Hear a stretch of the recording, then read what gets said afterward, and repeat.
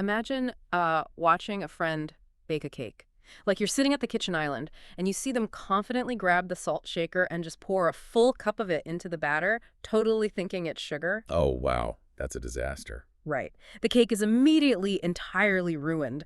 But instead of stopping them right there, the rules of this particular kitchen force you to sit in complete silence. You can't say a word. Not a single word. You just have to watch them mix it, bake it for 40 minutes, let it cool, and, carefully apply the frosting, just so you can finally take a bite and say, yeah, that's ruined. It's agonizing just thinking about it. It sounds ridiculous, but right now, that is essentially how we train the world's smartest artificial intelligence models. Welcome to the deep dive. Today, we are looking at the bleeding edge of generative AI. We really are. We're unpacking a new state-of-the-art paper from researchers at Alibaba's Tanguy Lab in Peking University, and it introduces a fundamental shift in how AI actually learns to reason. It's a fascinating shift, honestly.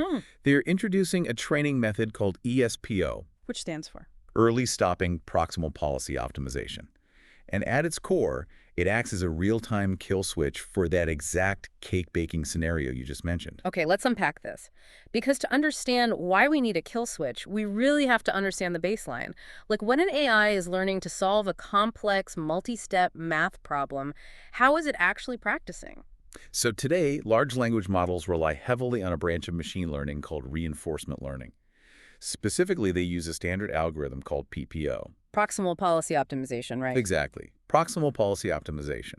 Think of PPO as the current industry engine for teaching a model how to string together a long chain of logic. You give the model a challenging prompt, say an advanced algebra word problem, and it has to generate a response step by step. And these responses can be huge, right? Like hundreds or thousands of tokens long. Oh, absolutely. Thousands of tokens. And it operates on what we call an outcome-supervised sparse reward. The model generates that entire massive chain of thought, reaching its absolute maximum generation limit. The rollout cap. Right, the rollout cap. Only at the very end, once the final answer is produced, does the system actually check its work. If the final answer is correct, the model gets a positive reward. If it's wrong, it gets 0, or a negative reward. Okay, so it just tries thousands of times. Yeah, through thousands of these trial and error runs, the PPO algorithm slowly updates the model's internal policy to favor the types of reasoning steps that happen to lead to the correct final answers. On the surface, that sounds like a normal way to learn. You take the test, you get a grade at the end. But the researchers point out a massive, expensive flaw in this standard PPO setup. They call it the rollout continuation problem. Which brings us right back to your kitchen analogy. Let's say the AI is practicing a long reasoning task, right? It's aiming to generate a sequence of 1,000 tokens. Early on, maybe around token 50, the AI makes a fatal logic error. Like using salt instead of sugar. Exactly. It misidentifies a mathematical operation. It multiplies instead of dividing. Which dooms the entire rest of the answer. Completely dooms it. From that single mathematical error, there is no possible way it can organically arrive at the correct final solution. The trajectory is mathematically irrecoverable. Wow. The eventual reward is guaranteed to be 0. However, the standard PPO algorithm does not recognize that in the moment. It forces the AI to keep generating tokens. To finish baking the cake. Yeah, it just continues to hallucinate this deeply flawed math proof until it hits that final token limit. Which just seems like a massive waste of computer power. Yeah. You are burning expensive GPU processing time on hundreds of words that are essentially dead on arrival. Oh, the literal compute cost is definitely a primary issue. Yeah. You're spending processing power on post-failure tokens that will never contribute to a positive reward. Right. But the secondary consequence is arguably much worse for the actual intelligence of the model. It pollutes the training data with something the researchers refer to as post-failure noise. Post-failure noise. Okay, how does that actually affect the AI's learning process? Well, when the AI finally gets that failing grade at the end of the 1,000 tokens, the PPO algorithm has to assign blame. Makes sense. It looks back at the entire trajectory and says, well, the final answer was wrong, so I am going to negatively penalize this whole chain of thought. Oh, I see the problem. Maybe steps 3 through 10 were actually brilliant, highly logical mathematical deductions, but because step 2 was the salt for sugar mistake, the whole thing gets thrown in the trash. That is the core issue, yes. And so the AI gets confused because it's being told those brilliant deductions were actually bad just because they were standing next to the fatal error. Exactly. The tokens generated after the fatal error are thrown into the algorithm's advantage estimates alongside tokens from successful runs. This introduces incredibly noisy gradient directions. It misdirects the learning. Right, it misdirects the learning process. Mm-hmm. The model might inadvertently learn to avoid using those brilliant deductions in the future simply because of guilt by association. That makes total sense. So, if the current system is both expensive and confusing for the AI, the natural question is why haven't we just put a teacher in the room? Like, why not have humans grade the AI step by step, tapping the desk the moment it messes up?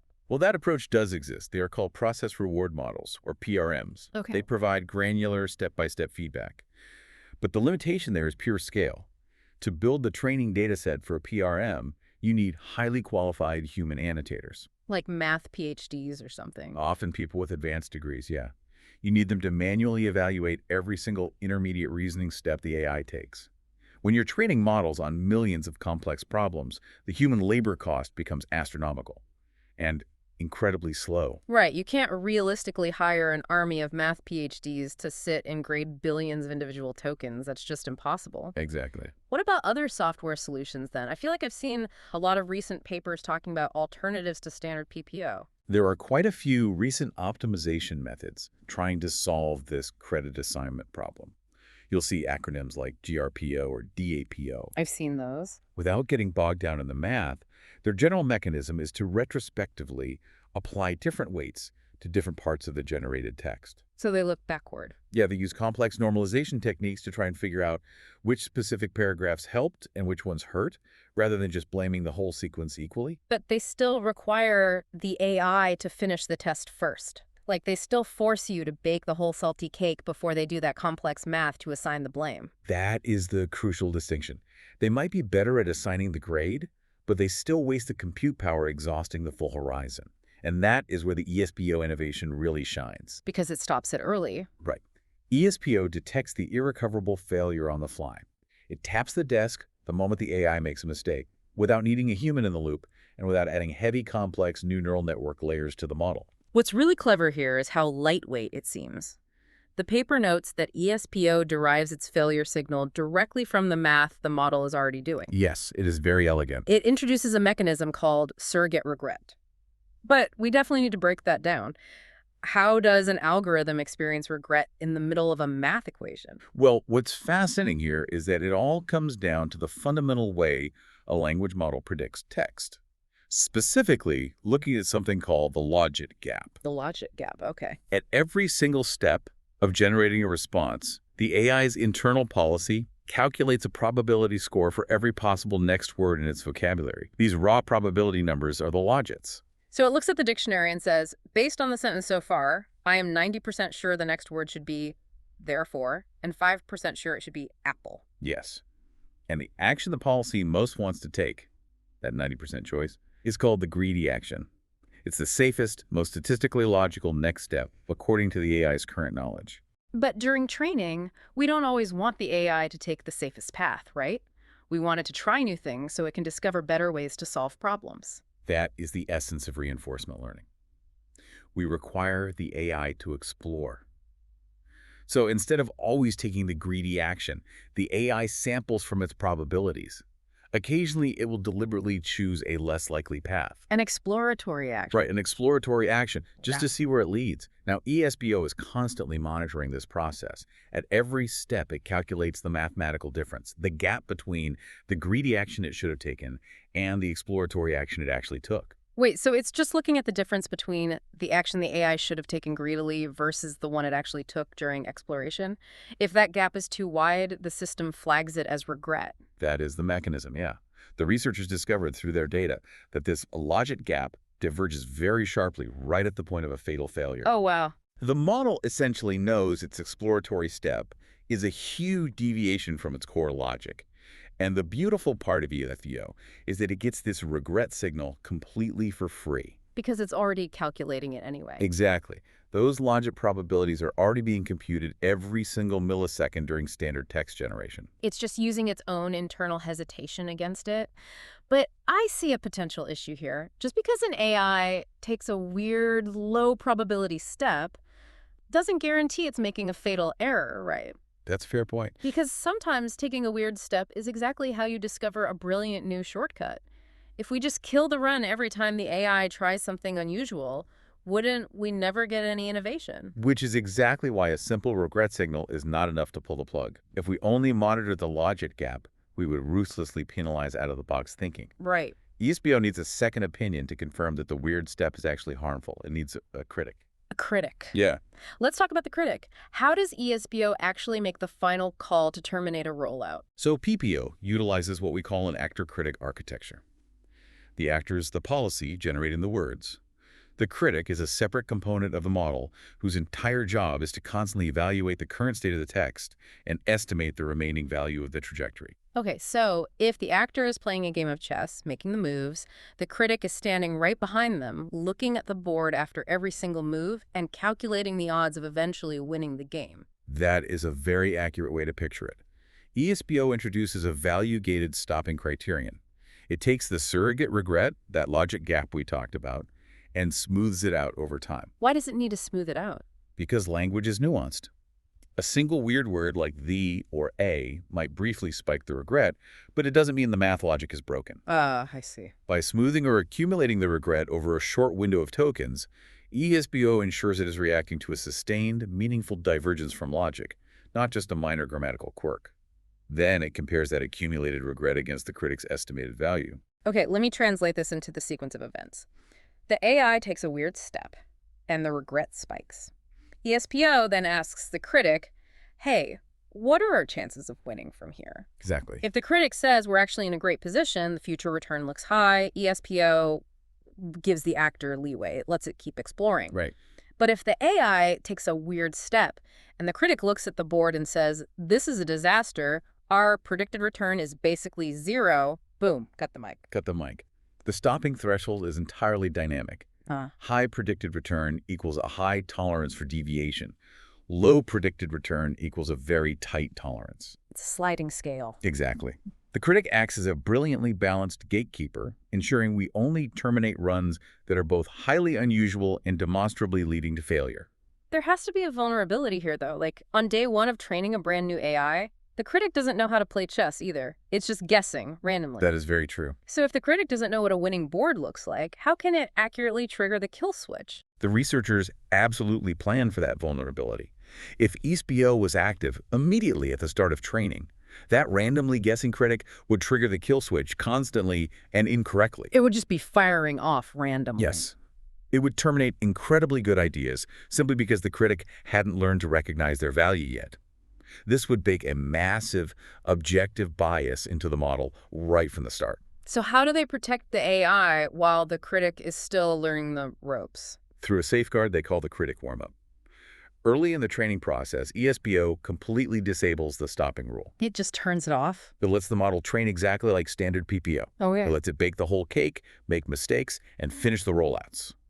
During this time, it silently monitors the critic's learning dynamics. Just waiting for it to get smart enough? Yes. Specifically, it watches the validation loss. Once the critic's learning stabilizes, meaning its improvement metric drops below a certain tolerance and stays there continuously, ESPO dynamically concludes the warm-up phase. Only when the critic has proven it understands the environment does ESPO activate the kill switch. That makes perfect sense. It waits until the judge actually understands the law before it lets them start passing sentences. Okay, so stopping early obviously saves a ton of time and compute power. But I want to dig into how this makes the AI smarter. Let's look at what happens the exact second the mic is cut.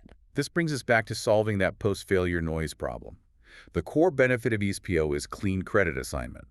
When ESPO truncates a trajectory, it doesn't just throw the data away and move on. It doesn't. No, it treats that exact moment of truncation as an absorbing failure state.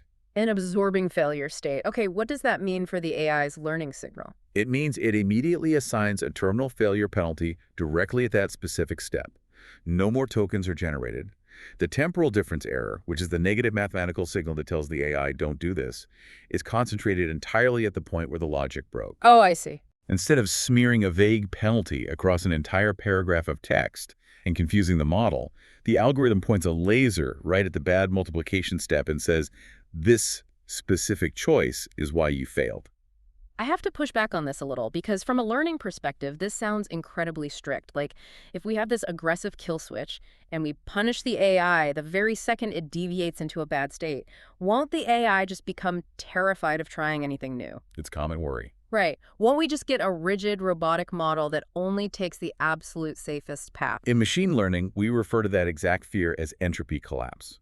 Entropy is the measure of the policy's randomness, or exploration space. Okay. If a model's entropy collapses, it becomes completely deterministic. It never takes risks and it stops learning new things.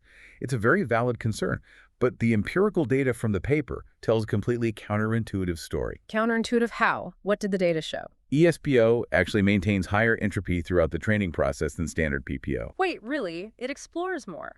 How is it feeling braver if we are actively cutting its runs short and slapping it with a terminal penalty? It connects directly to removing the post-failure noise. Think about standard PPO. When a doomed trajectory is allowed to finish, all those innocent, potentially creative tokens generated after the initial mistake get unfairly penalized. The guilt by association thing we talked about? Exactly. To protect itself from those vague, unpredictable punishments, the standard PPO policy defensively sharpens its distribution.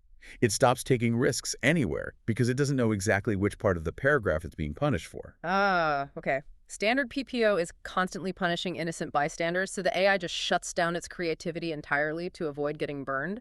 But ESPO only punishes the actual mistake. You've got it. By isolating the penalty to the exact moment of irrecoverable failure, the AI doesn't have to defensively retreat.